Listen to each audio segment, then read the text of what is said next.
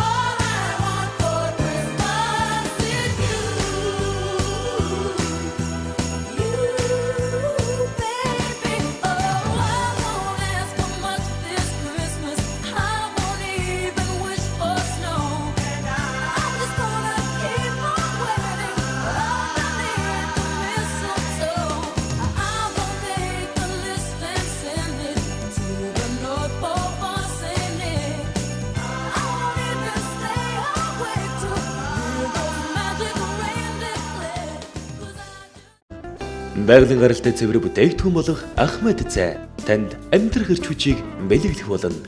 Дэлхийн хамгийн онцгой цай Ахмад. Дэлгүүрийн 6 давхраас энэ 7 өнөخت худалдаанд ирсэн байгаа шинэ номуудыг товчхон танилцуулъя.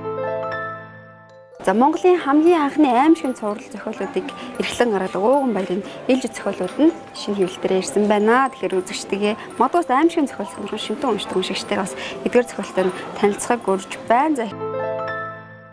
Нэвко хэвлэлийн компаниас эрхлэн гаргасан Ленин номыг танилцуулж байна. Владимир Ильич Ленин 1870 оны 4 сарын 22-ноос 1924 оны 1 сарын 21-ний өдөр хүртэл амьдарсан. Амьдрахдаа Оросын хувьсгалч коммунист улс төрч Октябрийн хувьсгалын гол удирдагч зөвлөл социалист за бүгд найрамд холбоот улсын анхны тэргүүн буюу Коминтернийг санаачлагч 1998 онд түүнийг тайм сэтгүүлийн 20 дугаар зууны түүхэнд хамгийн их нөлөө үзүүлсэн 100 хүн нэгээр бас тодруулж зарлж байсан. За марксист Дональд шинээр оруулсан түүний урсгалыг ленизм гэдэг байгаа. Тэгэхээр энэ номыг Нэвко хэвлэлийн компаниас хүмүүс түүх бүтээдэг цувралын хүрээндээ бас багтаан уншигч үзэгч та бүхэндээ өргөн барьж байна.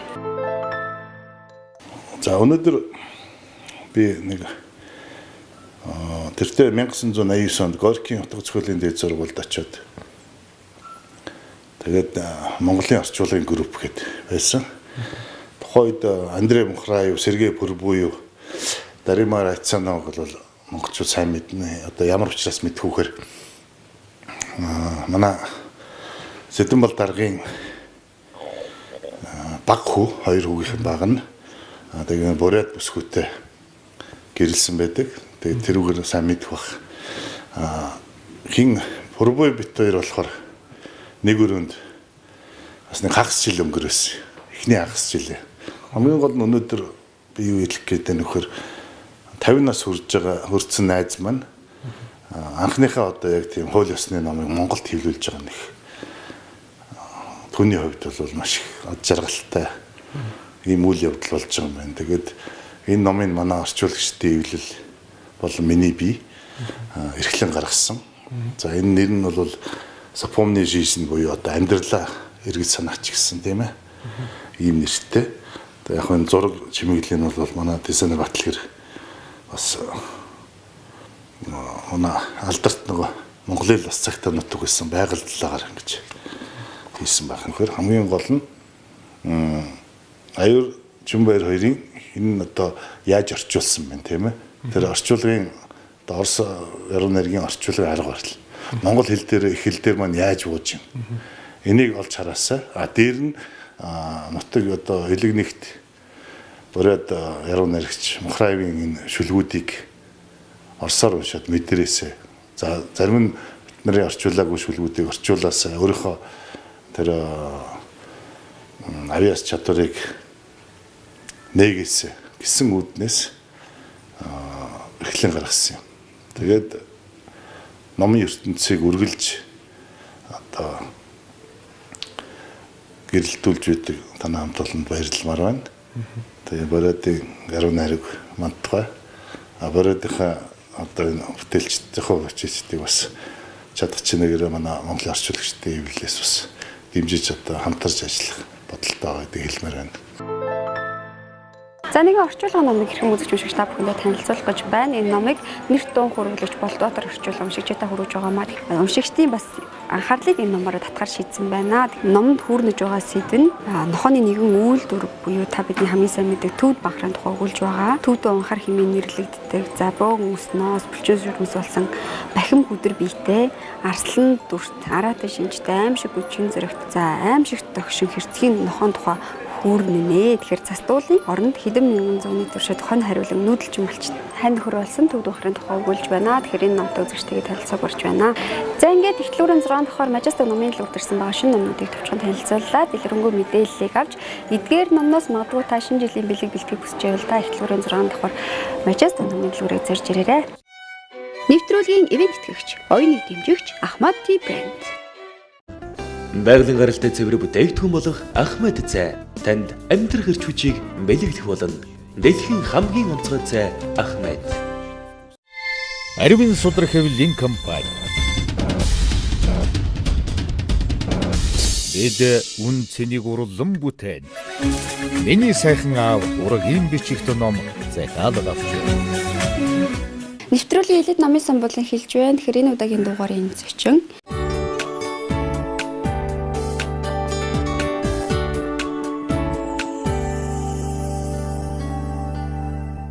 нэвтрүүлэгт орж байгаа зочин болгоно би Ахмад цагаар дайлдаг байгаа. Таныг бас эндээс нэг цай сонгохыг хүрэж байна. Энд сонгох юм зөв өнгөөрөө сонгож болохгүй яг яад юм. Энэ болохоор өглөөний цайгаа breakfast цай, herbal цай байгаа, эрүүл мэндийн цай, тэгээд ногоон цай гэд ногоон цай бол нэлээд олон төрөлтэй байгаа. Та лимонтой цай бол лимонтой байна. Жимсний цай Ахмад цайг бид нар нэг харцаагаар нь аягүй сайн мэдээд байгаа. Ийм олон төрөлтэй болсон байна. Одоо энийг ингэж хувааж болдог юм шүү дээ. Амжилтын цай, зүүн бэлгийн цай, хайр дурлалын цай, дээрэс нь ухааны цай гэдэг чинь эрүүл мэндийн цай гэдэг. Тэгээ одоо шил эрүүл мэндэд чинь эрүүл мэндийн цай гэж чинь цаашаа би физиолог гэдэг юм уу? Тийм үү.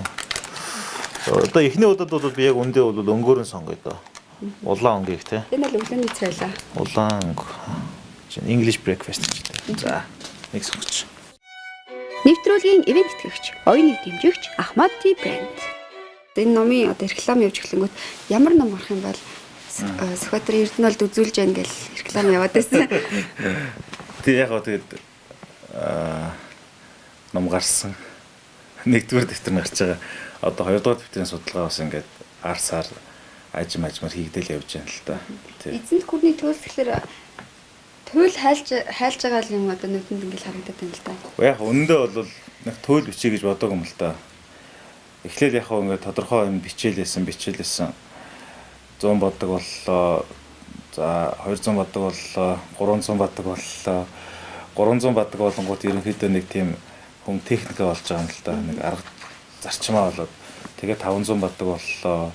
Гэхдээ 500 боддог бичсэн чинь ерөнхийдөө миний нэг агуулгыг нь гаргая гэсэн амжаагүй. Тэгээ 1000 боддог боллоо. Тий 1000 боддог боллоо. 1000 боддог болчиход эргээ харсан чинь ер нь ингээд 1162-оос 1189 онд Эзэн Чингис хааны яг тэр залуу нас, эдэр насны үеийн тэр үйл явдлаар өрнөл болсон нэг ийм дөрвөн өрөөр нийтдээ 1050-60-аад бадагтай ийм бүтээл болчлоо. Тэгээд энэ бүтээлийг хийж байгаа явцдаа бас түүхийн болон хэл шинжилгээний эрдэмтдтэй их зөвлөлдөж газар усны нэрээс эхсүүлээд үйл явдлын өрнөл дараалал логикийн талаар асууж ирсэн.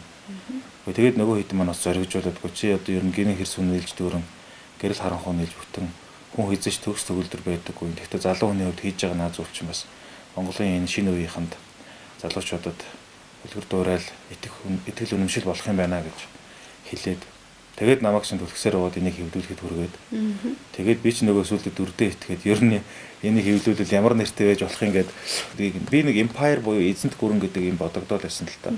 Эзэнт гүрний юу гэдгийг гэж бодоод байсан ч манай дулан багш эднэр жамаагаа эднэр бол туйлсан зүйл юм байна гэж хэлсэн. Монголын түүхэнд нэг ойролцоогоор миний ойлгож олж мэдснээр ЮНЕСКО чинь Нэгдсэн үндэсний байгууллагаас энэ туйл судалтаар чинь одоо 10 дахь жилдээ судалгаа хийлгэж санхүүжүүлж байгаа юм байна шүү дээ. Тэгэхээр Ширчингийн Баатар гэж одоо Америкт үүдэг Калифорнид байгаа манай судлаач ах байдаг. Баатарын хэлснээр бол 700 орчим туйл Монголын түүхэн сурвалжид байдгаас 300 орчим туйл нь үлдсэн байт юм байна лээ. Тэгээ Монголын туйл чинь нэг тийм сайхан баатарлагын тухайн арт түмний оюун санааны сэтгэлгээний тэр огс сурвалж бидний энгийн үгээр хашлтанд хэлэх юм бол тэр фантазиг хөгжүүлж байгаа байхгүй. Тэ хүн биеийн хөрлөөр утсан, хүзүүсээр нь гангаар утсан, тэнгэртээ тэрсэлдэж төрсэн газартаа гацалтаж гарсан. Тэгэл 3 настай Гунаа Улаанбаатар гэдэг төрөл 3 настай болонготой 15 толгойтой мангастай байлаа л дээ шүү дээ Монголын төлчин тэ.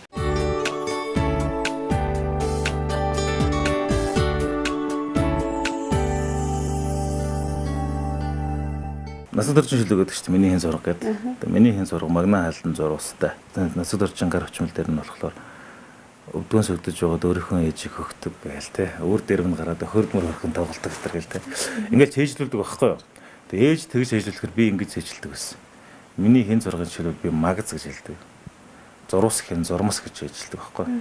Тэгээ ээж болохоор алгадан л та. Чи одоо ингээд 20 дугаар зууны хэлэлцэгийн үндэслэгчийн имийг яагаад ингээд өөрчилж байгаа гэхээр хин згснээс магаз гэхээр илүү тийм дүрслэл сайтай юм шиг санагдаад байсан байхгүй. Эсвэл бол зурвас гэснээс зурмас гэж хэлэх юм бол им үсийг оруулах юм бол илүү тийм хүчтэй төсөл болно гэд. Би болоход тухайн үед нэг 4-5 та хутаа тэр нөгөө үгийг тэгж мэдэрдэг байсан юм байна гэж би боддог юм л да. Тэгэхээр нууц бичвэд нарыг уншичаад авг нь алдсан болох байх л та тэгж яриад. Ер нь гэхдээ ингээ бичсэн юмыг яагаад ингэж бичиж болдгоо гэдэг ч тийм юм нэг тийм. Одоо бол ингээд тий 7-800 жилийн өмнөх 800 гаруй жилийн өмнөх хэл бичиг гэдэг чинь бас ингээд ховсол өөрчлөлт болж байгаа шүү дээ. Тэр нөгөө өмнөх улбаа уламжлалыг нь хадгалаад орчин цагт яаж ингэж энийг ингэж зөвөр хөвүүлж болох уу гэдэг л бодол тэр үеэс ихтэй л байхгүй. Тэгэл манай юу энэ тэр чинь англи юм ярьж өгдөг. Тэр үеэс л ер нь ингээд түүх шаштар сонин юм сонирхдаг л байсан. Тэгэл ер нь оюутан байхасаа ч энэ чиглэлийн юм сонирхдаг байж байгаа л оргил үе нь болохоор нэг Америкт Индианагийн сургууль зурж явах явцад тэр Монгол судлалын төв гэж байсан. Mongolian Society гэж тэр Монгол судлалын төв дээр бол одоо харж дорж гэж хэлдэг. Эренчингон одоо өргөн хөөшүүдээ. Одоо хүртэл амьд зэрэг энэ ажиллаж байгаа. Ирж хахж байгаа юм байна. Тэр хүмүүстэй уулзал багш болол наан цай болж явж байгаа л. За ерөөсөө Монгол судлалын талаар манайт нь бол юм хийх хэрэгтэй байна л гэж. Тэрнээс өмнө нь бол зүгээр нэг анхар шахар ном гаргаад юм бичээл шүлэг мүлэг бичээл. Энэ л 13 дахь ном болж байгаа шүү дээ. Тий яг энэ бол миний шууд ус оролцоотой номнуудын 13 дахь болж байгаа. Хамтарсан, орчуулсан, даж гаргасан номнууд нэр гэдэг тоолол тий. Зурдаг байсан байж ягаад та өөрийнхөө зургаар бас чимээгүй ингээ хайчлахар хийсэн байл гэж бодлоо. Юу ярих юм. Миний зураг бол биш шүү дээ. Миний зураг бол яг зурдаг байж та ягаад чимэглээгүй юм бэ л гэж байгаа юм аа. Миний зураг би анхны номыг өөрийнхөө зургаар чимэглэжсэн л та. Өөрийнхөө зурсан зургаар л та.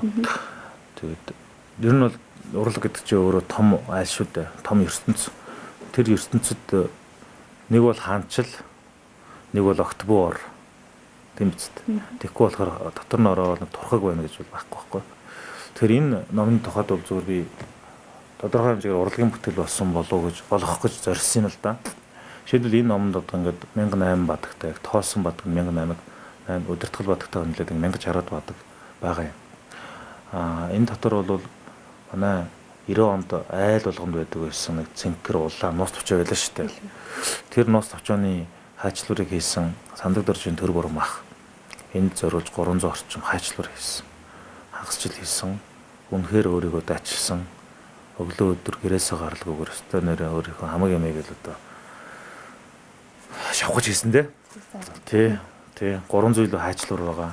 Хоёрдугаарт болохоор энэ зориулж 13-4 зууны үеийн Монгол хүчийн гайхамшигт дурсгал болсон тэр Чойжи Оцрын зохиосон Мах галын магтаал гэдгийн тэр Монгол хүчийн тгийг орчин цагийн цахим болгож өөрөөр хэлбэл фонд болгосон байна шүү дээ. Онно Тогоо хотын Жамин Сөрөн багш энэ дээр фонд хийсэн байгаа юм л да. Тэр өөр ингэсэн бие даасан фондтой. Бид нар Чингис хааны үед юм уу тэр 13 дугаар зууны эзэн төхөрний үед Монгол эзэн төхөрний үед Монгол хүчийг хэрэгэлдэг гэдэг шүү дээ. Гэтэл яг ямар Монгол хүчийг хэрэгэлдгийг нь мэддэггүй шүү дээ. Тэгвэл энэ номон зориулж ингээд энэ Кирилл бичиг болон Монгол хүчээр фонд хийсэн баггүй. Номны их нь өөрөө Монгол хүчээр бичигдсэн. Гар хүчмэл. Тэгээ ингээд энэ эртний юм сурвалжаар хийсэн байгаа юм л да. Энэ нь өөрөө бас цаагаараа нэг Монгол бичиг соёлоо аварж үлдэх гэсэн тэмцэл гэж ойлгож байна. Тэгээ эндээс ч нөгөө миний бас нэг зорьсон. Одоо ингээд зүгээр хайчилбар гэтэл ингээд бүлгийн эхлэл болгон юм хайчилбар өсөхтэй байхгүй. Тэгээ энэ бүгд хайчилбар бас 300 хайчилбар. Одоо ингээд бүлэг эхлэхэд л тухайн бүлгийнхаа агуулгыг илтгэсэн үсгийг ингээд дандаа хаачилсан байна л да. Тэгээ энэ бол нэлээд чамбаа бас нарийн хөдөлмөр шингэсэн. Тэгээ энэ номон зориулж манай өвчмөн зохиолч цагаагаар мэдээний цэнхэр цалаг зохиосон Баатар Сүхбаахаас 2 симфони бичүүлж өгсөн. Тэгээд тэрийн одоо 50 хэдүүний бүрэлдэхүүнтэй Улсын филармоны оркестр улсын урлан гавь зүтгэлтэн Бүтэн баярын удирдлагын дор тоглосон байдаг. Энэ зориулж бас нөгөө voice group бид нар бас хэд хэдэн дуулал симфони дууг дуулж өгсөн байгаа. За энэ номон зориулж бас олон хүмүүс одоо эдэн дайчилсны нэг нь бол Дөрийн сойрголд гавьч сосроор мах энэ номны сонсдог номыг уншсан байгаа. Миний энэ Эрдэнэ болдын бичсэн эзэн төрний туйс гэдэг туйсын роман гэж хэлж болно. Энэ том бүтээл сонсдог ном болж байгаа нь хой уран бүтээлч миний хувьд асар их бойжилт авчирсан эрдэм мэдлэг нэмсэн юм бүтээл боллоо гэж би баян байгаа. Олон найрагчдын шүлэг найргийг бол сонсдог хэмжээнд аваачсан. Энэ бол надаас их бяр шаардсан, нэлээд судалгаа шаардсан. Огт танихгүй үгнүүд энэ төр байх жишээтэй байна. Тийм ээ? Агуулаа гэдэг үг байна энэ дотор тийм үү? Энэ бол уул гэсэн үг юм байна. Тэгээ агуул гэдэг нь энэ уул энэ эрдэнсийг дотор агуулж байдгийг агуул гэд нэрлээд тэгээд уул гэдэг юм байна гэх зөндөн олон одоо эрдэм мэдлэгийг эндээс би олж авсан.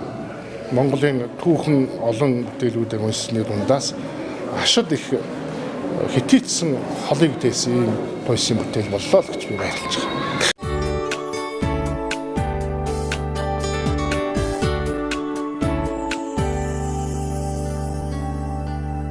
Тийм ном. Тэгээ 10 жилийн өмнө бичсэн гэж байна. Энэ яг ингэсэн 3 охин дүүтэй байхгүй. Тэгээ 3 охин дүүтэд зориулж энэ ном бичсэн. Тэгээ ном тухайн үедээ 2003 онд номын ертөнц гэдэг тань нэвтрүүлгийн нэртэй ижлэхэн тийм урлаан зарладаг байсан. Тэр уралдаанд тусгай байранд орж ирсэн. Тэгээд энэ тухайн үед Эрдэнэ тоёгээд 10 дугаар ангийн охин зургийг зурж өгч ирсэн. Одоо сая 10 жилийн дараа дахиж ингэж шинээр зургийг нь зурж өглөө л дөө. Тий. Тухайн үеийн зураг нь бас өөр, дизайн нь өөр байсан. Энэ танаа 3 охинд байна. Үгүй ээ. Наа чи яг ер нь бол санаа тийм. Тэгээ итгэл сэтгэл инрэл гэдэг. 3 ер нь бол энэ бүх насныхан зориулсан үлгэр. Тэгээ энэ манай мөнхийн үсгийнхэн энийг аваад тухайн үедээ засгийн газар худалдаж авсан юм шиг байна. Тэгэл энэ 21 аймаг 330 суманд энэ ном дарагдчих. Зарим сургуулиудад нөгөө зуны амралтаар заавал унших номын жагсаалтанд 5-7 дугаар ангийн хүүхдийн жагсаалтанд орж исэн байт юм байлаа. Тэгээд Казак, Японд ус хэвлэх хэрэг нь очиж исэн.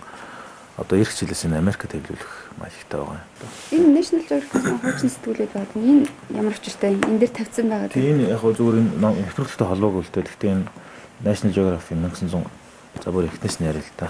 1921 оны дугаар байна. Энэ 21 оны дугаар. Тийм оригинал нь л та. Тэгээд энэ 1921 онд анх National Geographic Монгол дээр сурвалжлага хийсэн. Тэгээ энэ яг ориг сэтгүүл. Гэхдээ эндээс зөвхөн Монголын тухай биш, яг тухайн үеийн одоо маркетингийн зах зээл Америкчууд те машины ширүүл реклам байхгүй юм. Одоо бол бид нар ингээл те энэ харахад л одоо нөгөө тухайн үеийн машины реклам, гоо сайхны бүтээгдэхүүн реклам ямар байсан бэ гэдэг дизайныг эндээс бид нар харж байна тийм ээ. Тэгээ энэ шийдлээд шүү дээ. Тий, тэгээ нөгөө энэ National Geographic-ын чинь Оросоор манжууд Монголоо баах явж хагаад Монголд ирээд ингээд судалгаа хийсэн байгаа байхгүй. Одоо бидний үзэж хараагүй маш олон гэрэл зураг, фото зургууд ингээд байж байгаа юм л. Тэгээ нь бол нөгөө Монголтэй хаалган хот гэж. Энэ ингээд Монгол ямар байсан бэ гэдээ харагдаж байгаа юм л да. Энийг дандаа фото зургууд. 21 он. Тий 21 он. Тэгээд энэ Монголын талаарх одоо ингээд ноёдтой энэ Монгол хатан тэр үеийн хүүхдүүд энэ баячуудын хүүхдүүд ямар байсан, язгууртан ямар байсан те. Энэ ингээд 21 оны ингээд одоо энийг нэг нөхөр авчиад юун дээр Twitter дээр тавьсан байдаг шүү дээ.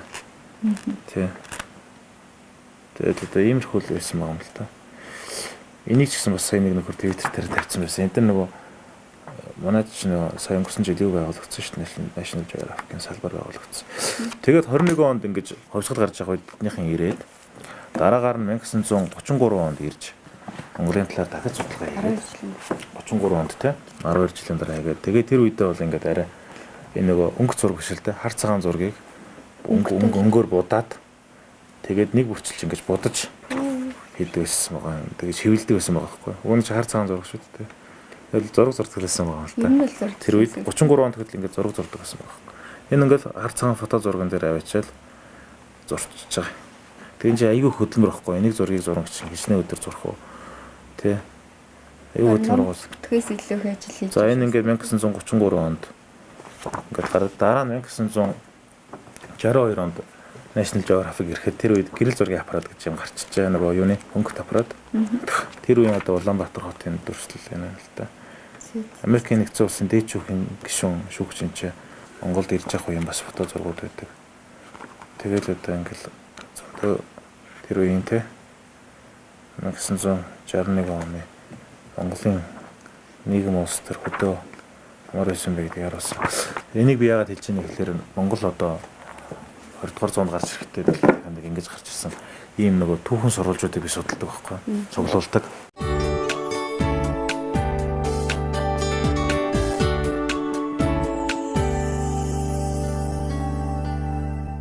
Ер нь бол ингэсэн юм лээ. Манай Орос руу явчихсан.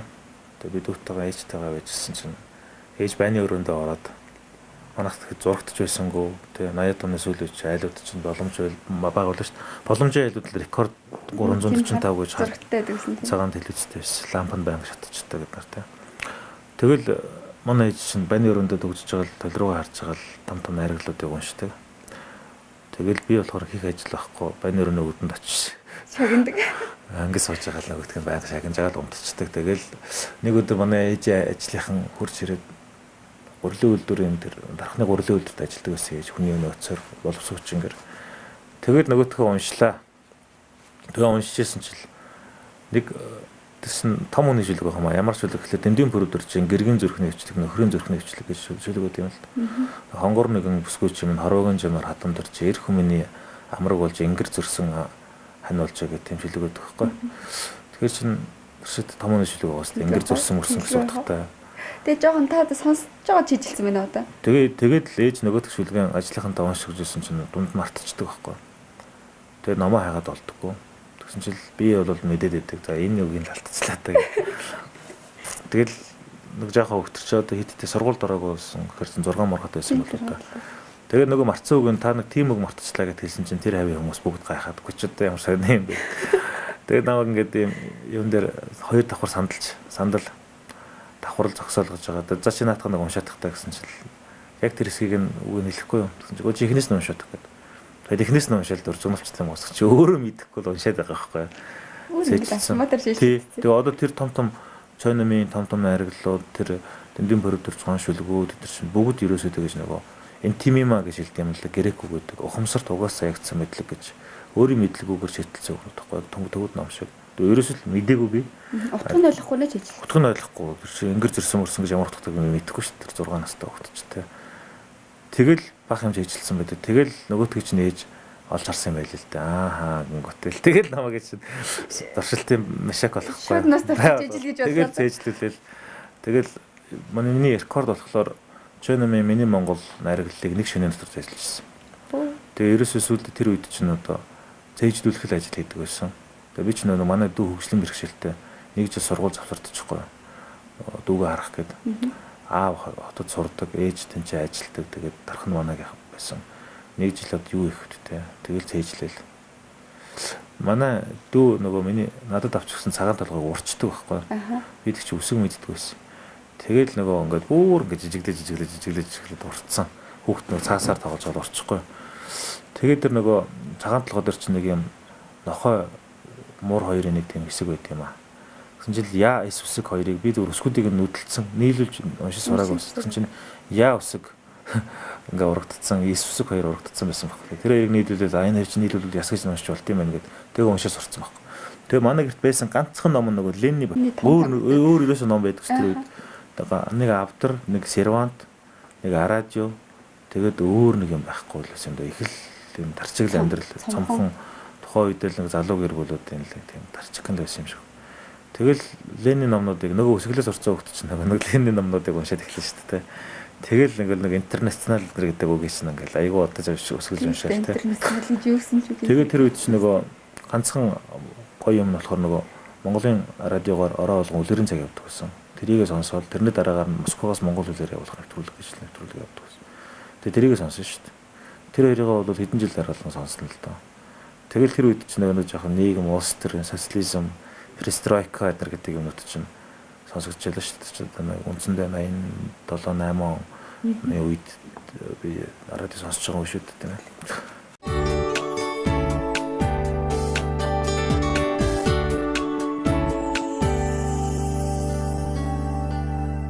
Манай үзэгчид өгсөн нэг асуултыг байн хүлээж ирдэг. Тэжээ хэлэхэд хэцүү юм аа. Ном бол ном л гэж харж байгаа. Ном бол 3 цаг үргэлжлэл юм. Тийм ном бол энэ жил чинь 2222 жилийн явуулж байгаа. Монголын тулгуур төрийн үүгээрээ дамжаад монголчууд бол нэг тийм бардам, хямртай, ухаалаг, итгэл үнэмшилтэй, үнэт зүйлтэй амьдрах тэр цагт хүн болгонд гэрэл гээгээ өгсөн олон сурвалжууд ихтэй нэгэн танаа нэвтрүүлэг байх гэж би бодож байна. Танаа нэвтрүүлгийн хамт олонд бүгдээрээ сэтгэлээсээ баярлалаа. Нэвтрүүлэгтээ бас англичууд нэр утсалсан Ахмад Зибрийн хамтран ажилтсан байгаамаа танд энэ байгууллагын билийг бас гардуулж өгье. Тэгээд энэ ардын жүжигчин совдаа гэж рекламад байдаг шүү дээ. Тий Ахмад цагаа та бас ууж байгаарай. Тэгээд энд нэг удаагийн цайны хэрэглэл тэгээд бас номын ертөнцийн нэвтрүүлгийн номын бариа гаргасан сэтгүүл маань байгаа. Тэгээд тас Ахмад цагаа уугаад номын ертөнцийн бас ном болыг сонирхоорой. Ахмад цай гэсэн дарга цай гэсэн үг юм уу? Тэгж ус ойлгож байна. Тэгээ дарга цайныхаа хамт олонд баярлалаа. Ер нь ингээд дээшээ харсан савыг хүн биелэгддэг шүү дээ. За тэгээд одоо ингээд номтой үзэгчтэй уулзуулдаг те. Манай совдаа болон совдаагийн залуучууд ер нь бол нэг арын фронтын нэг алд хүмүүс андаа хайчаад байдэ. Би номон дээр миний ширхэг одоо өсхийг өрсөн хүн болгоны нэрийг оруулдаг байхгүй те. Өнөөдөр энэ одоо нэвтрүүлгийг бэлтэж байгаа оператор хийж байгаа Чингистэй болон Итгэлтэй за совдаада та гуравт болон танаа багийн хамт олон бүгдээр баярлалаа гэж хэлье. Нэвтрүүлгийн ивент тэтгэгч, оюуны дэмжигч Ахмад Tea брэнд. Байгалийн гаралтай цэвэр бүтээгдэхүүн болох Ахмад цай танд амьдрах эрч хүчийг бэлэглэх болно. Дэлхийн хамгийн онцгой цай Ахмад. Монголд минь гайхалтай юм боломгүй. Түүний нэг нь мажастик дэлгүүр мөнөөс мөн далайн төрлөг мэт их ном давлгаалж байна шүү. Даруй төргөн ирж дээдийн бэлэг номоо авцгаа. Хайртай хүмүүстэй оюун ухааны онцгой бэлэг бэлгэлцгээе.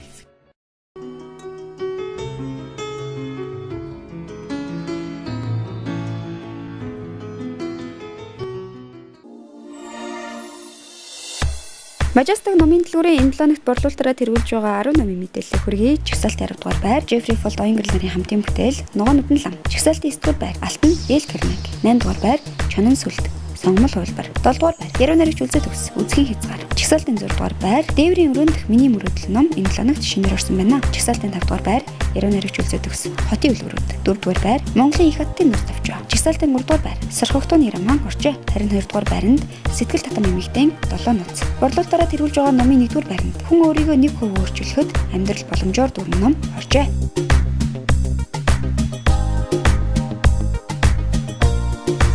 Савшин бүх ертөнцийг хурааж мандал болгон өргөснөөс нэг судрын өглөг илүү гэж бурхны сургаалд бий. Ариун судрын сан хүмрэг болсон Majestic номын дэлгүүрээс та хайртай хүндээ бэлгэн сонгоно. Хайртай хүмүүстэй оюун ухааны онцгой бэлэг бэлгэлцгээе. Нэвтрүүлгийн ивент тэтгэгч, оюуны дэмжигч Ахмад Tea брэнд.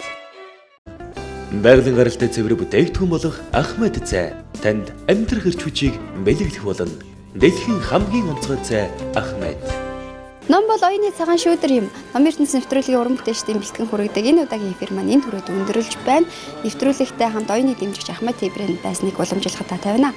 Ингээд хоёлоо энэ удаагийн нэвтрүүлгээ өндөрлөе. Хоёлоо бэлгээ төгөх ажилд орцгоё тийм ээ. За баяртай. Баяртай.